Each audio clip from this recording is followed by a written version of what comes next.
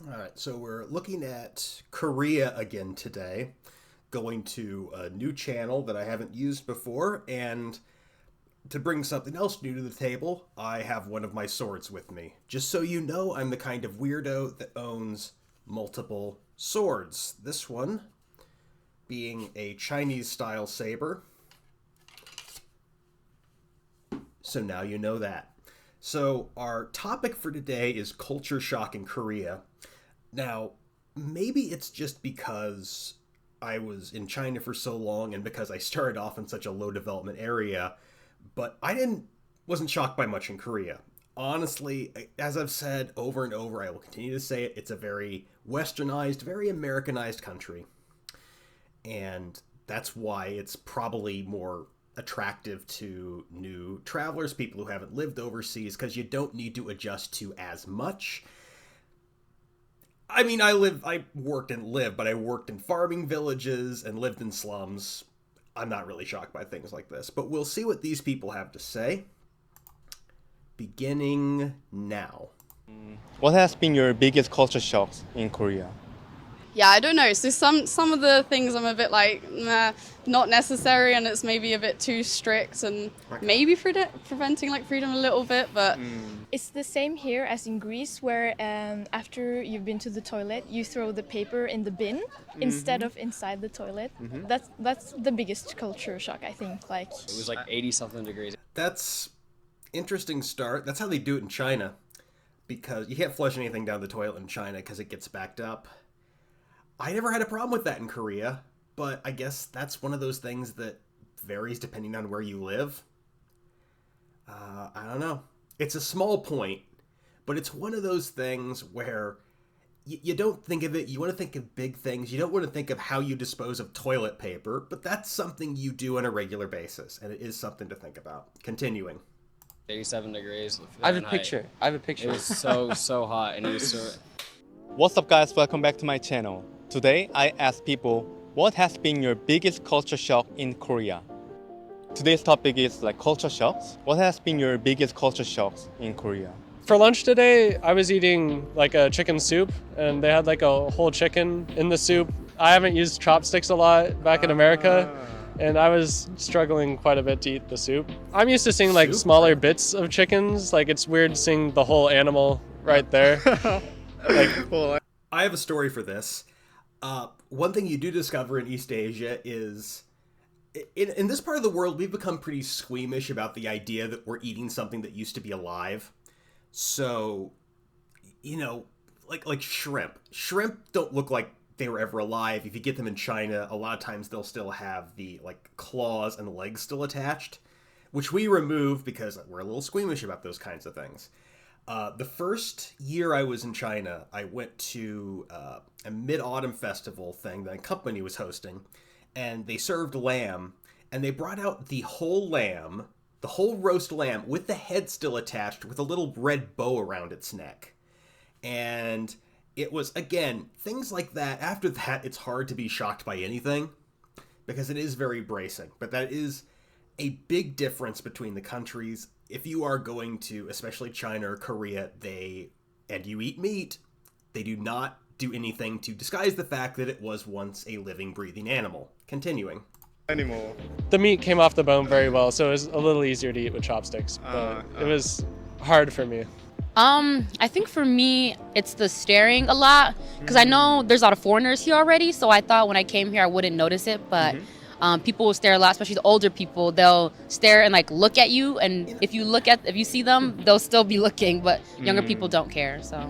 for me, it's the smoking culture. Like in the U.S., like people smoke cigarettes, but not as much. It's not that common, especially like inside the clubs or like the bars, like everywhere, especially during like in the middle of the day, like during lunch or something, you'll see a huge group of people from the office or something all just smoking together. So let's talk about this. Smoking in East Asia, especially in China. China is interesting. I think Korea is very much the same way. I don't have the exact same statistics, but just anecdotally, it is very similar. There are way more people, and really specifically way more men who smoke in those countries. There's a gender gap on smoking everywhere you go. Usually it's about 5 or 10%. That's what it is in the US. But in China, it's something like 40% of adult men and 2% of adult women. And honestly, that 2% even seems high to me. But yeah, I don't think it's as high in Korea, but if you told me it was like 30%, I'd believe you. Tons of men smoke. You do see people standing. Sometimes there's really narrow sidewalks, and you'll have 6 guys in a circle smoking, and you can't get past them. Now, one of the things she points out is this is in the middle of the day. And a lot of these guys, when you see them, they're going to be wearing suits. That's relevant because I once asked one of my Chinese students why it is that there's such a big male-female gap in smoking. Why is it that so many men smoke and so few women do? And one of them said it's because of the business culture. This is it's a very old school business culture in this entire region, really. People still buy gifts for their bosses for their birthdays, and those gifts are often alcohol and tobacco. And a lot of business dealings are done either over drinks or while out smoking. So if you don't smoke and drink, you're excluded from a lot of those opportunities. So a lot of young men get pulled into cigarette smoking just so they can hang out with people they might want to network with. So yeah, very, very old school. Continuing. And that's like, that Yeah. was really shocking to me. Also, like how often they smoke. Like some of our friends will be hanging out with them for a couple hours and they'll smoke like 5 or like 6 or something in 2 hours or something. And I think that's crazy. A bit much. Yeah, it's really excessive. Especially when they are drinking, like they smoke more often, right? Yeah, definitely. Yeah. Anything else you want to share? I would say the amount of couples that walk around. You don't notice at home, like in the U.S. Obviously there's couples, but you don't notice it as much as here. Like it's always something, and sometimes I feel like people are just in a couple just to say they're in a couple. Like so, really? yeah, that's what I feel like sometimes. Even like guys, they'll ask like, oh no, it's like hold your hand so quickly, like you just met them, and I'm just like, I don't know you like that. So yeah. Like, do you have any experience about Yeah, a lot of people, they're more straightforward too here. So like going out on a date, like usually I'll just like, if it's the first day, I'll just walk with you, that's it. But usually they want you to hold their arm or like hold their hand, and I'm just like, I need time to get comfortable with that. Yeah. Oh, okay. So not about the dating culture so much there, but the idea that Koreans are more direct. I had a feeling this was going to come up. There's a stereotype I hear a lot, including from people I've known who've worked in Korea all the way back when I was in China for the first time. I had coworkers who'd been in Korea previously because it was pretty common back then, really easy to get into the country. And a lot of them said that Koreans could be very blunt to the point of being rude, that people would like point you out on the street and say that, oh, foreigner, foreigner. I have not encountered that there. And maybe it was different 15 years ago, except they're saying that they've noticed this. I never noticed it. I never noticed Koreans being particularly rude or direct or anything. I will say, I think Koreans are very direct in comparison to the Chinese, because the Chinese take saving face very seriously. They're never going to point anything out. They're never going to say anything out of line. And by comparison, Koreans don't have that same like social restraint. But I never noticed it rising to the level of rudeness or anything like that. So that's a stereotype I really found to be inaccurate. But, maybe I just didn't meet enough people. Continuing. Okay, here's one. People spitting on the streets. It's so wild to see that. I don't know. It makes me uncomfortable, but I guess it's just different culture. I never saw that in Korea. I saw it all the time in China, though. It's disgusting. It's one of the more disgusting things that transpires in that country. It's even worse when they spit in restaurants, which, by the way, a clue, a little travel tip for anyone who might be going to China, for a long period or a short period or whatever. If you are looking into a restaurant that you've maybe not so familiar with, try to go to a halal restaurant. Try to go to a restaurant that's run by Chinese Muslims, because they don't let people spit on the floor, so those places tend to be a lot cleaner. Pro tip. Continuing. Also, the buttons in the restaurants to call the waiters, we don't have that. You just kind of like awkwardly look over and try to like call over a waiter. Yeah, in I China like you that there's scream a at button. them. It's very like convenient here. First thing, everybody wears pants here, even though it's scorching hot and super humid. It doesn't make any sense. I saw I'd prefer somebody- to wear shorts, but I saw somebody in like a winter jacket Really? Yeah, a winter Yes. jacket in the middle on like a sunny day too. Yes. It was like 80 something degrees, 87 degrees. I have a Fahrenheit. picture. I have a It picture. was so hot, and it was so. Another thing is, I've had Chinese people tell me that they think that Westerners just have a higher body temperature, which I guess it could be true. I don't know. But yeah, I too have seen people wearing jackets in surprisingly warm days. And in China, they also drink like hot beverages in the dead of summer. They don't do that in Korea, though. As I may have mentioned, one of the big differences in Korea, you can get an ice cold drink very easily. Continuing. driving around like drivers, they don't seem to care about pedestrians as much as they would in the U.S. Like I've seen cars driving up on sidewalks and those mopeds Have seen driving that. around on sidewalks and like even down this thing, I've almost been hit a couple times just driving around. They never wait. Yeah, they definitely just go on and expect you to get out of the way. Yeah. One of the other things that I noticed is like the customer service is way better here. Like if they're not doing anything, they'll actually help you. We mistakenly went to a CrossFit gym instead of like a regular gym, like where we work out and stuff. Instead of like just turning us away, the man there, he helped us like find an actual gym, and like he called the place and. Yeah, it was very nice. Prices for us and everything. In the U.S., they definitely would have just been like, "Oh, yeah, they would have been like, if you're not gonna pay us, then you can go find this place on yourself." But this guy was really nice. He was super, and that's generally how it's been here. Everybody's super nice, even like in restaurants or. And on the subject of consuming things, the food here in general is just so much better. Just on a regular basis, even just the McDonald's is better than it would be in the U.S. It's because the thing is like Seoul, like the rent here is like very expensive. So for a place to be like functional and like to stay open, they have to increase the quality. Like I would actually buy that. It's kind of an embarrassing thing to say, but I ate for the 4 people who watch my vlogs. I ate an unhealthy amount of fast food because of my incredibly awkward work hours. And you know what? Korean fast food places are much better than American ones, despite being about the same price. The one place I went a lot, and I may never mention this, was a place called No Brand Burger, which is a branch off of No Brand, which is like a sort of a grocery store that exclusively sells own brand items very cheap. They also have a fast food chain. That kind of thing is pretty common in Korea. A lot of these big conglomerates branch off in weird ways. And it's embarrassing to say, but No Brand Burger might have been one of the best places I ate there. And it was ridiculously cheap, too. So I don't have an explanation for it. I don't know that I buy theirs, but I do agree. Continuing. Lot. So McDonald's here is way better. Outback here is way better. Like every single American place is way better here than it is in America. I would say possibly like not the laws, but the culture of like following rules well and stuff. Like I noticed like in the metro, for example, like people line up and it's all very like civilized, and you can plan the exits and everything, whereas like the metro and underground in England and stuff, it's completely chaotic. So it's like a lot more organized here, and like everyone tends to follow rules, if that makes sense. True.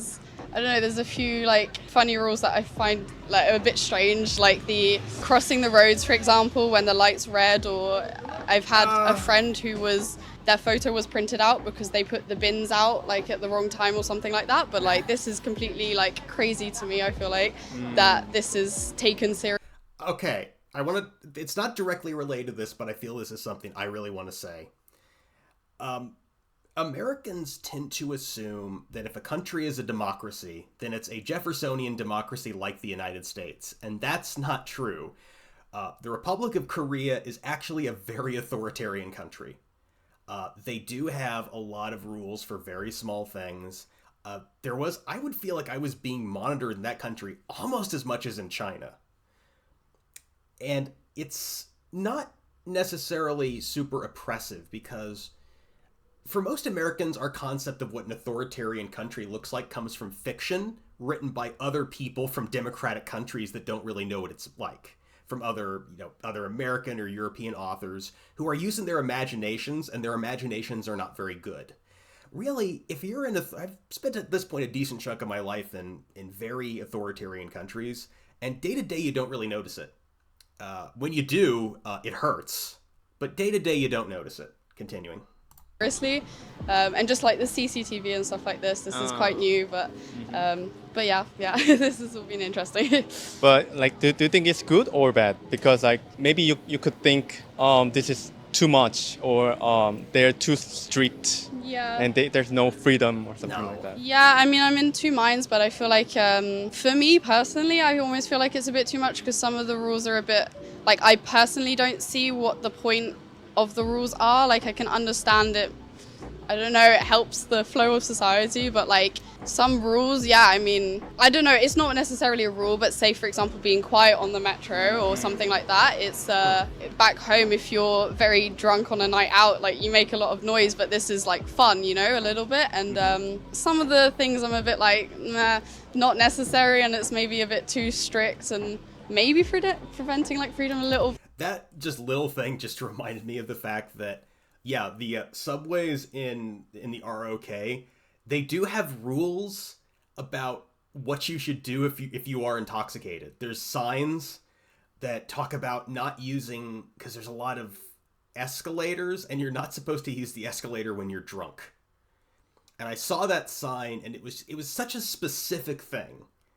Because I don't feel like escalators are that dangerous, but maybe they are in Korea. I don't know. Continuing.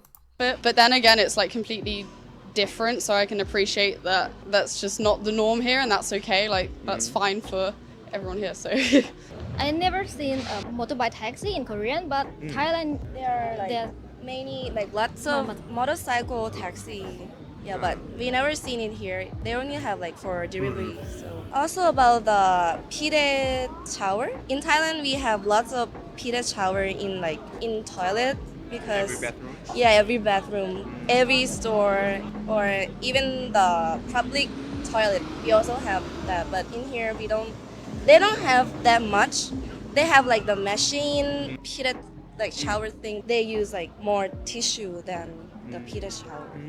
Like when Korean driving, they are always like push the horn many times. But in Thailand, we do that too, but don't many times. Yeah, sometimes. But in here, like like many times. So it's interesting to me. So many people are commenting on the traffic being bad because I never noticed that. Again, I'm guessing this is in Seoul. Because usually these are done in, I don't actually know what city this is, but it's usually going to be one of the major ones. And I was in the 5th largest city in Korea, which is still millions of people, mind you. And there were areas, like on my walk to work, where, and there's a video I have somewhere that shows the neighborhood around where I lived. It was like a government business center. And they had all of these, you know, densely packed buildings, as you do in cities in this part of the world, lots of restaurants and such, but they also had these really narrow streets that ran between them. A lot of them could really only safely accommodate one car or two smaller vehicles, and a lot of them didn't really have signals. They weren't signalized roads, and a lot of them didn't even have signs. So when people were driving up here, they kind of had to work it out with the other driver, who was going to go first and who was turning. And it seems like that should be pandemonium, especially when you throw in all the people crossing the streets, because there's a lot of pedestrian traffic there. I never saw a problem with it. So the weirdest thing I've seen so far is that multiple people have complained about motorists, which is something I never had a problem with. I did in China, where I was almost hit by mopeds about once a week during the summer months, and my car almost hit by cars a couple times too, because people don't stop, but never had that problem in Korea. Continuing. kind of noisy. The first thing I can think of is it's the same here as in Greece, where after you've been to the toilet, you throw the paper in the bin instead of inside the toilet. That's the biggest culture shock, I think. Like, people are super nice here. I was kind of worried because the beauty standards here are very strict, I heard, but people are very nice. At one time I was taking my luggage outside to move hotels, and it was raining, and I had a luggage on each side of my body, and someone came with an umbrella over me and followed me all the way, which was very nice. I felt a little bit like burdensome, but they insisted, which was very nice. I may need to put some title cards up to my old vlogs because I have one that's directly on point for this. I was trying to take groceries home a pretty long way. I had to go on the subway, and I had too much for the bags I had, and they started to rip once I was a block away from my apartment. And I had people stop and were not only helping me lift these things up, but were actually trying to tie the bag up so that it would hold out until I got home. It was a hell of an afternoon, really, because, yeah, I agree. I don't think I would get help like that here. Someone might stop. I think no one would go to those lengths, and most people would just walk on by. Continue. I don't think you would see that in Italy or Norway. All right, so that's the end. All right, so I kind of get it now. Like I said, a lot of these issues they brought up are things that are pretty common to East Asia, or at the very least to mainland East Asia. 'Cause Japan can be a little bit different, although these days I think Korea's culture is closer to Japanese than Chinese. But yeah, a lot of these things are kind of things you'd see in China and like other Sinitic cultures as well. So I may have been a little bit unfair when I said there was no culture shock. Yeah, I noticed some of these things too. All right, so that is it for today. If you are interested in seeing more of these, I may or may not do more. If you do want to hear more of my ridiculous ramblings and barely relevant stories, and I don't know, maybe see more swords, please subscribe, comment, do all the crap that creators tell you to do at the end of their videos. Thank you.